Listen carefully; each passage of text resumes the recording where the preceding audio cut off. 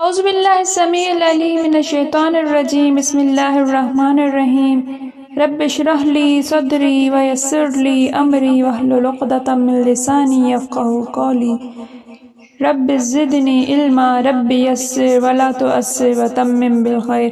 الحمدللہ ہم سورہ بقرہ کی تفسیر کر رہے ہیں۔ ذکر چل رہا تھا حضرت موسیٰ علیہ السلام اور بنی اسرائیل پر احسانات و انعامات کا۔ ہم آگے سبق کو چلاتے ہیں آیت نمبر 60 سے۔ وَإِذِ اسْتَسْقَىٰ مُوسَىٰ لِقَوْمِهِ اور اس جب استسقا پانی مانگا موسیٰ نے لِقَوْمِهِ لے کے لیے قوم ہی اپنی لِقَوْمِهِ اپنی قوم کے لیے۔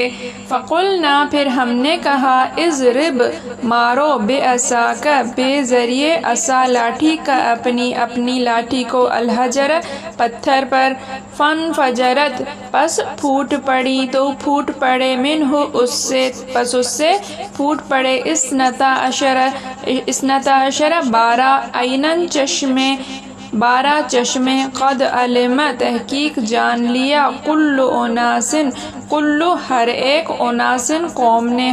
قوم نے مشربہم اپنا گھاٹ اپنے پینے کی جگہ کلو تم کھاؤ وشربو اور پیو من سے رزق اللہ کے رزق سے ولا تعصوا اور نہ پھرو اور لا نہیں تعصوا پھرو فی میں الارض زمین میں مفسدین فساد مچاتے اور زمین میں فساد مچاتے مت پھرو۔ اور جب موسیٰ نے اپنی قوم کے لیے خدا سے پانی مانگا اللہ سے پانی مانگا تو ہم نے کہا کہ اپنی لاٹھی پتھر پر مارو۔ انہوں نے لاٹھی ماری تو پھر اس میں سے 12 چشمے پھوٹ نکلے اور تمام لوگوں نے اپنا گھاٹ معلوم کر کے پانی پی لیا۔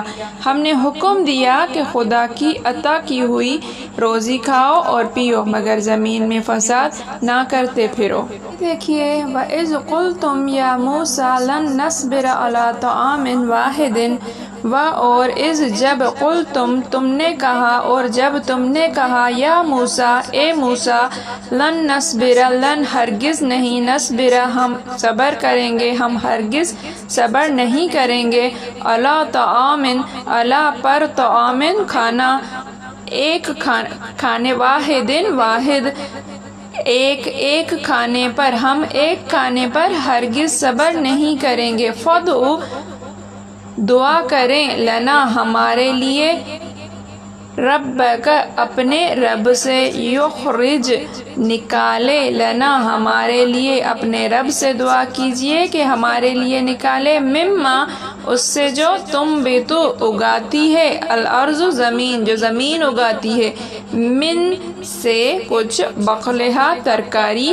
وقصائہا اور ککڑی وفومہا اور گندم وعدسہا اور مسور وبصلہا اور پیاز۔ قال اس نے کہا اتستبدلون کیا تم بدلنا چاہتے ہو الذی جو کہ وہ ادنا ہے بالذی اس سے جو وہ خیر جو بہتر ہے تم اس سے بدلنا چاہتے تم ادنا کو بہتر سے بدلنا چاہتے ہو۔ اہبتو تم اترو مصرن شہر میں پس بے شک لکم کے لیے کم تمہارے لیے ما سألتم ما جو سألتم سوال کرتے ہو تم جو تم مانگتے ہو سوال کرتے ہو وضربت اور ضربت ڈال دی گئی علیہم ان پر ذلت اور ان پر ذلت ڈال دی گئی والمسکنۃ اور مسکینی محتاجی وباؤ اور وہ لوٹے بغضب سے غضب سے یعنی غضب کے ساتھ من اللہ کی طرف سے اللہ کے غضب سے ذالک یہ انہم اس لیے کہ وہ کانو تھے یکفرون کفر کرتے انکار کرتے اس لیے کہ وہ جو انکار کرتے تھے بے آیات اللہ، بے سے آیات اللہ، اللہ کی آیات، اللہ کی آیاتوں کا، اللہ کی آیات کا، آیتوں کا، وَيَقْتُلُونَ اور یقتلون وہ قتل کرتے تھے، النبیین نبیوں کا، وہ نبیوں کا قتل کرتے تھے، بغیر الحق ناحق، ذالک یہ بما اس لیے کہ عصوا انہوں نے نافرمانی کی، وکانوا اور وہ تھے یعتدون حد سے بڑھنے والے، حد سے بڑھنے والوں میں سے تھے۔ بامحاورہ ترجمہ دیکھیے اب۔ اور جب تم نے کہا اے موسیٰ ہم سے ایک ہی کھانے پر صبر نہیں ہو سکتا، تو اپنے پروردگار سے دعا کیجئے کہ ترکاری اور ککڑی اور گیہوں اور مسور اور پیاز وغیرہ جو نباتات زمین سے اگتی ہیں ہمارے لیے پیدا کر دے۔ انہوں نے کہا کہ بھلا عمدہ چیزیں چھوڑ کر ان کے عوض ناقص چیزیں کیوں چاہتے ہو؟ اگر یہی چیزیں مطلوب ہیں تو کسی شہر میں جا اترو، وہاں جو مانگتے ہو مل جائے گا، اور آخر کار ذلت و رسوائی اور محتاجی ان سے چمٹا دی گئی، اور وہ اللہ کے غضب میں گرفتار ہو گئے۔ یہ اس لیے کہ وہ اللہ کی آیتوں سے انکار کرتے تھے اور اس کے نبیوں کو ناحق قتل کر دیتے تھے، یعنی یہ اس لیے کہ نافرمانی کیے جاتے اور حد سے بڑھ جاتے تھے۔ تفسیر کی طرف چلتے ہیں کہ تسلسل سے بنی اسرائیل پر احسانات کا ذکر ہو رہا ہے، تو یہ ایک اور نعمت یاد دلائی جا رہی ہے کہ جب تمہارے نبی نے یعنی حضرت موسیٰ علیہ السلام نے تمہارے لیے پانی طلب کیا تو ہم نے اس پتھر سے چشمے بہا دیے جو تمہارے ساتھ رہا کرتا تھا، اور تمہارے ہر قبیلے کے لیے اس میں سے ایک ایک چشمہ ہم نے جاری کرا دیا، جسے ہر قبیلے نے جان لیا، اور ہم نے کہہ دیا کہ من و سلوہ کھاتے رہو اور ان چشموں کا پانی پیتے رہو، اور بغیر محنت کے کی روزی کھا پی کر ہماری عبادت میں لگے رہو، نافرمانی کر کے زمین میں فساد مت پھیلاؤ ورنہ یہ نعمتیں چھن جائیں گی۔ اب اس پتھر کے بارے میں حضرت ابن عباس رضی اللہ تعالیٰ عنہ فرماتے ہیں یہ ایک چکور پتھر تھا جو ان کے ساتھ ہی تھا۔ حضرت موسیٰ علیہ السلام نے اللہ کے حکم سے اس پر لکڑی ماری، چاروں طرف سے 3 نہریں بہہ نکلی۔ یہ پتھر بیل کے سر جتنا تھا جو بیل پر لاد دیا جاتا تھا، جہاں اترتے رکھ دیتے اور عصا کی ضرب لگتے ہی اس میں سے نہریں بہہ نکلتی، جب کوچ کرتے اٹھا لیتے نہریں بند ہو جاتی اور پتھر کو ساتھ رکھ لیتے۔ یہ پتھر طور پہاڑ کا تھا، 1 ہاتھ لمبا اور 1 ہاتھ چوڑا تھا، بس کہتے ہیں یہ جنتی پتھر تھا، 10 ہاتھ لمبا چوڑا تھا، 2 شاخیں تھیں جو چمکتی رہتی تھی۔ ایک اور قول میں ہے کہ یہ پتھر حضرت آدم علیہ السلام کے ساتھ جنت سے آیا تھا، اور یہ یوں ہی ہاتھوں ہاتھ پہنچتا ہوا حضرت شعیب علیہ السلام کو ملا تھا۔ انہوں نے لکڑی اور پتھر دونوں حضرت موسیٰ علیہ السلام کو دیے تھے۔ بعض کہتے ہیں یہ وہی پتھر ہے جس پر حضرت موسیٰ علیہ السلام اپنے کپڑے رکھ کر نہا رہے تھے اور اللہ کے حکم سے یہ پتھر آپ کے کپڑے لے کر بھاگا تھا۔ اسے حضرت موسیٰ علیہ السلام نے حضرت جبرائیل علیہ السلام کے مشورے سے اٹھا لیا تھا، جس سے آپ کا معجزہ ظاہر ہوا۔ چونکہ بنی اسرائیل کے 12 قبیلے تھے، اس لیے اس پتھر میں سے 12 چشمے بہتے تھے۔ اب ہر ایک قبیلہ اپنی اپنی نہر کو اس طرح جان لیتا کہ ہر قبیلے کا ایک ایک آدمی پتھر کے پاس کھڑا رہ جاتا اور لکڑی لگتے ہی اس میں سے چشمے جاری ہو جاتے۔ جس شخص کی طرف جو چشمہ جاتا وہ اپنے قبیلے کو بلا کر کہہ دیتا کہ چشمہ تمہارا ہے۔ یہ واقعہ میدان تیہ یا میدان تیہ بھی کہتے ہیں، تیہ بھی کہتے ہیں، وہاں کا ہے۔ سورہ اعراف میں بھی اس واقعے کا بیان ہے۔ اب آگے دیکھیے کہ وَإِذْ قُلْتُمْ يَا مُوسَىٰ لَن نَّصْبِرَ عَلَىٰ طَعَامٍ وَاحِدٍ، جب تم نے کہا اے موسیٰ ہم ایک ہی طعام پر صبر نہیں کریں گے۔ طعام سے یہاں مراد من و سلوہ ہے جو ان کو دیا جاتا تھا۔ فادع لنا ربک یخرج لنا، بس پکارو اپنے رب کو، دعا کرو اپنے رب سے ہمارے لیے کہ ہمارے لیے نکالے مما تنبت الارض، وہ چیزیں جو زمین اگاتی ہے، من بقلہا و قثائہا و فومہا و عدسہا و بصلہا۔ اب 1 2 3 4 5 یہ 5 چیزوں کا ذکر ہے۔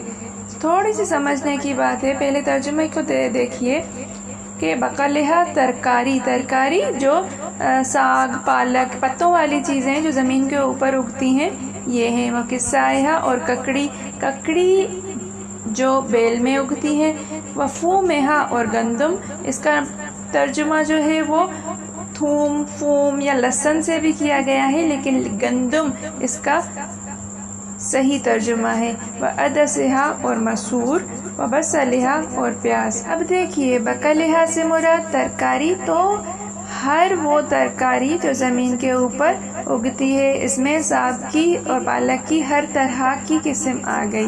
وقثائہا اور ککڑی سے مراد صرف ایک ککڑی ہی نہیں، کھیرا کریلے اور اس طرح کی جتنی بھی چیزیں بیلوں میں اگتی ہیں اور کھائی جاتی ہیں وہ مراد ہیں۔ وفومہا اور گندم سے مراد اناج، ہر طرح کا اناج۔ وعدسہا اور مسور دالوں میں سے۔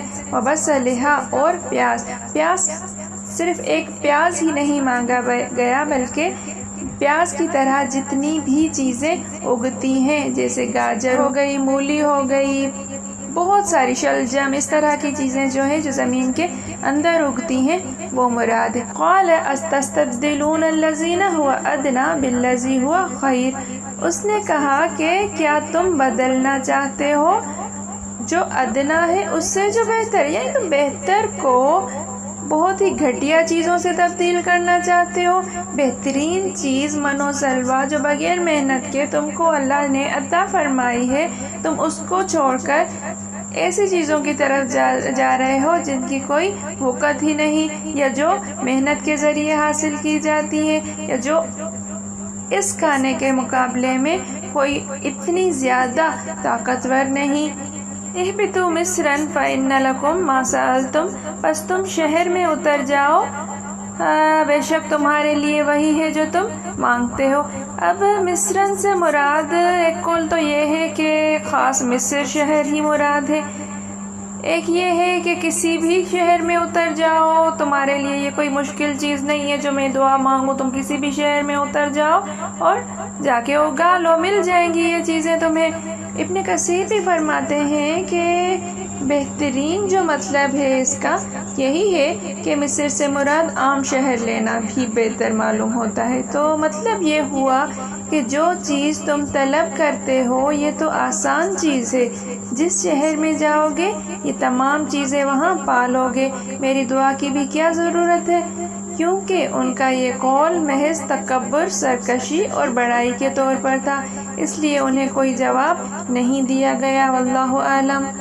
آگے دیکھیے کہ وَضُرِبَتْ عَلَيْهِمُ الذِّلَّةُ، ان پر ڈال دی گئی ذلت اور مسکنت۔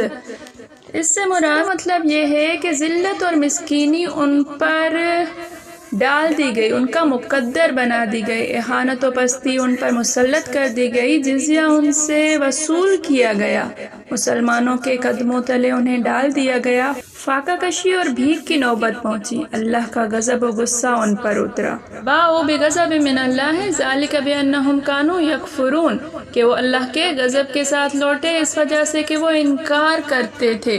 اب دیکھیے کہ یہ تمام کا تمام عذاب ان کے تکبر و عناد، حق کی قبولیت سے انکار، اللہ کی آیتوں سے کفر، انبیاء اور ان کے تابع داروں کی اہانت اور ان کے قتل کی بنا پر تھا۔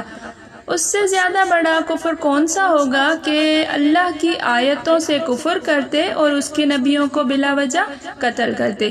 رسول اللہ صلی اللہ علیہ وسلم سے عرض کیا گیا کہ یا رسول اللہ، میں خوبصورت آدمی ہوں، میرا دل نہیں چاہتا کہ کسی کی جوتی کا تسمہ بھی مجھ سے اچھا ہو تو کیا یہ تکبر اور سرکشی ہے؟ آپ صلی اللہ علیہ وسلم نے فرمایا نہیں، بلکہ تکبر اور سرکشی حق کو رد کرنا اور لوگوں کو حقیر سمجھنا ہے۔ چونکہ بنی اسرائیل کا تکبر و کفر قتل انبیاء تک پہنچ گیا تھا، اس لیے اللہ کا غضب ان پر لازم ہو گیا، دنیا میں بھی اور آخرت میں بھی۔ حضرت عبداللہ بن مسعود فرماتے ہیں کہ ایک بنی اسرائیل ان میں موجود 300 نبیوں کو قتل کر ڈالتے تھے، پھر بازاروں میں جا کر اپنے لین دین میں مشغول ہو جاتا تھا۔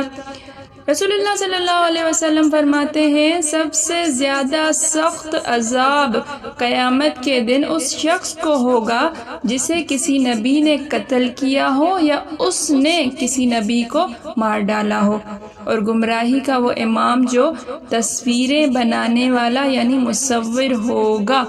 یہ ان کی نافرمانیوں اور ظلم و زیادتی کا بدلہ تھا۔ یہ دوسرا سبب ہے کہ وہ منع کیے ہوئے کام ہی کرتے تھے اور حد سے بڑھ جاتے تھے، اللہ ہی خوب جانتا ہے۔ الحمدللہ آج ہم نے سورہ بقرہ کی آیت نمبر 60 اور آیت نمبر 61 کا ترجمہ و تفسیر کیا ہے۔ اللہ تعالی ہمارا پڑھنا پڑھانا قبول فرمائے، ہمیں اس کو جاری رکھنے کی توفیق عطا فرمائے اور آسانیاں فرمائے اس کو جاری رکھنے کے لیے۔ میرے سمجھانے میں، آپ کے سمجھنے میں، میرے پڑھانے میں، آپ کے پڑھنے میں کوئی غلطی، خطا، بھول چوک ہو گئی ہو تو میں اللہ کے حضور میں توبہ کرتی ہوں اور معافی کی خواستگار ہوں۔ اللہ ہم سب کا حامی و ناصر ہو۔ السلام علیکم ورحمۃ اللہ وبرکاتہ۔